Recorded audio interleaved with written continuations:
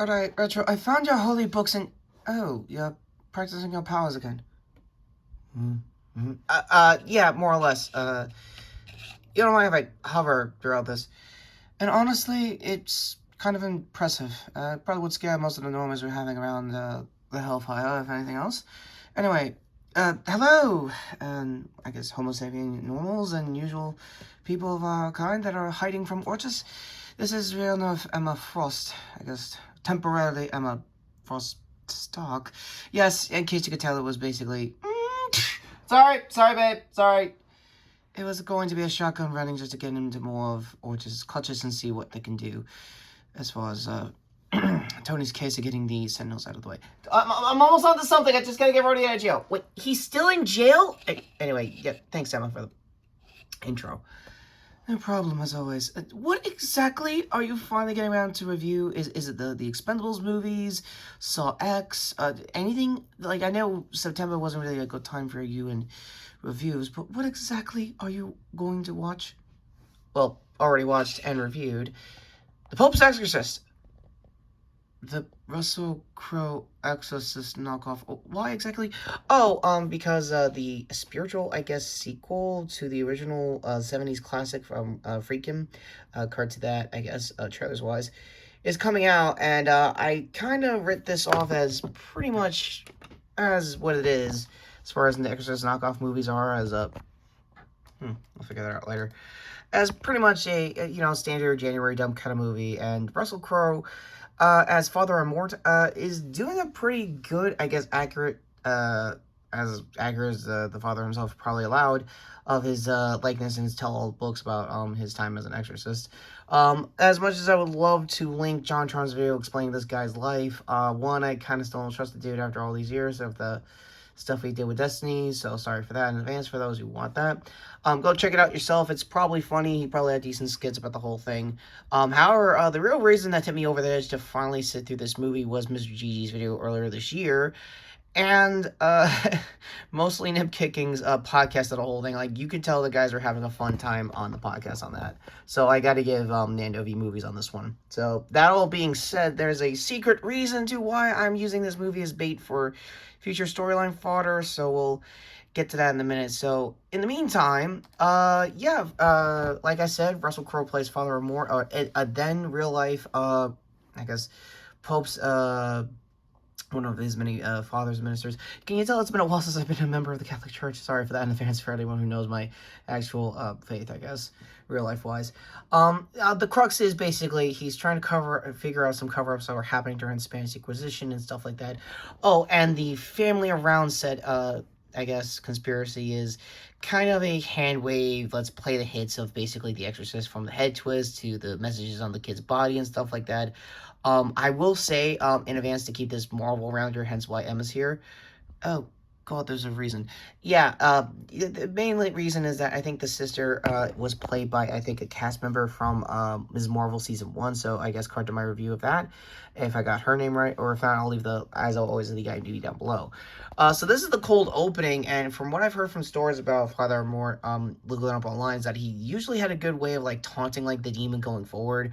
Also, that medallion thing is supposed to be a crossover from the Vatican itself. Again, card-carrying Catholic here, and I don't even know that this is much real or not. It's probably more fiction at this point, for posterity's sake, I don't know.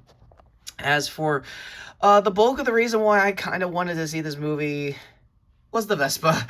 Like, I don't know much about Italian architecture or travel, but I know that Russell Crowe looks freakishly huge in the most late 80s Vespa. They tried docking it as like a late 80s movie, but there wasn't that many 80s-isms. There was a few needle drops early on. I even tried digging up the soundtrack in preparation for this review. But yeah, nothing there. It's 87 tracks in case anyone wants to know, but that's really the gist of it. And I guess for the comedy factor, if you're watching this as like a drunken night with your friends, definitely take a shot every time you see the Vespa doing a hero shot, because seriously, when he had to go into the catacombs later on in the movie, Yeah, he had to use the Vespa to get out the most obvious, I guess, J-horror, seal, that the Vatican used during the Spanish Inquisition. So, in case you could tell, I'm more Lord adjacent, pay attention when it comes to this movie, because for 90 minutes, you're basically getting Russell Crowe chewing the most obvious scenery, especially down to when his, spoilers for the third act, by the way, just coming off of this movie, getting possessed himself, getting lured out by the demon. Essentially, what you saw in the trailers is kind of what you saw in the movie if you've seen the trailers, but there is more context to it. There is a subplot of basically the, I guess, the local priest he was using to help with this,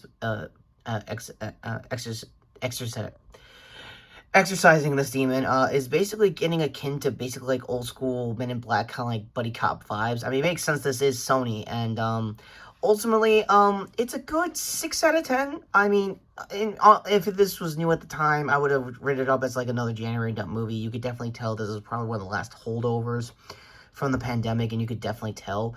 And speaking of filmmaking in general, a big congratulations to the WGA writers strike for getting their, I guess, almost what they got. From what I've heard so far from the news, that they got pretty much a lot that they didn't think the studios would cave to. So I'll talk about that in the coming weeks, if anything else. Until then, my overall rating, like I said, it's a 6 out of 10. Like, it's firm, it's funny when you are really looking to the horror side of it. You get a little let down with some of the CG they had to use for the kids that get eventually possessed later on in the movie. The mom is sadly really forgettable. And the main reason why I kind of want to do this is a very long-winded horror series I've always wanted to do with this channel, but every other, I guess, YouTuber at the time got around to finally talking about it. But until then, I'm about to announce... Hello, Retro Kid Reviews. Oh, god damn it. Demonic. Yeah, I forgot to basically put this form out all review long. Who the hell is this? Which version of Kramer's Apprentice is it? Kinda, sorta, speak for the dead. Okay, so you're not the guy from Jigsaw, so then how are you with cops? Do you want to take them all out? But no, fuck no. Oh, wait. Oh, it's the guy from Spiral, card to my last review of the Saw films.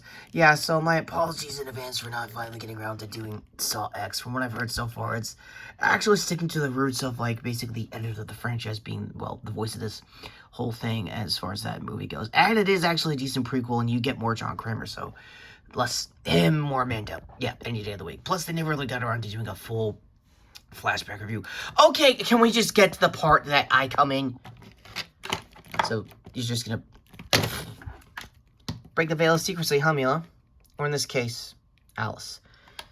Just announce the damn movie, please.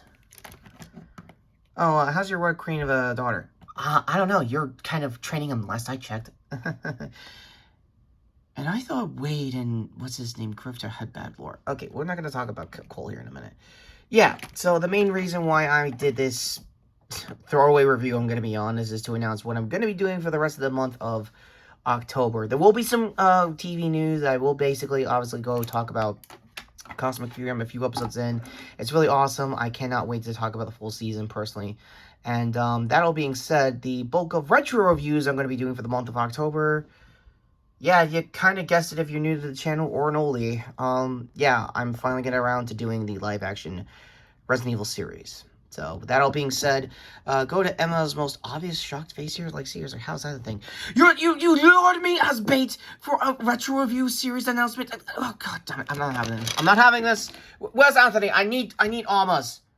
Yeah, there to sub to the channel and see my previous video, which I think was more news update. No, it was my, speaking of Resident Evil content, my review of the Separate Rays RE4 Remake DLC.